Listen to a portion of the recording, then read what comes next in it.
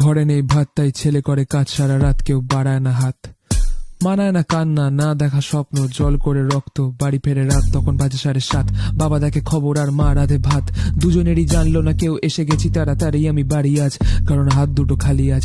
চলে গেলাম আমি ছাদে, লাগালাম কল আমি নিজের প্রেমিকাকে। 1 বার 2 বার 10 বার ধরলো না, গালে হাত দিয়ে বসেছিলাম, কল ব্যাকও করলো না। এটা নিয়ে হলো 1 মাস, এখনো বুঝতে পারিনি তার কিসের এত ব্যস্ততা। তারপর মনে পড়ে সর্বহারার কাছে পাবেও বা কি, ছাড়ো ও ব্যস্ততা। হেঁটে হেঁটে যাচ্ছিলাম ছাদের ধারে, আমি ভাবছিলাম বাঁচার মানে। ভালোবাসি খুব ফুকতে, গোল্ড ফ্লেকতে জ্বালিয়ে মেপে নিচ্ছিলাম সারা জীবন সুখের টানে। কখনো কারোর ক্ষতি চাইনি, আর চাইছি নিজের, জেনে পাবো না যা চাইবো আমি।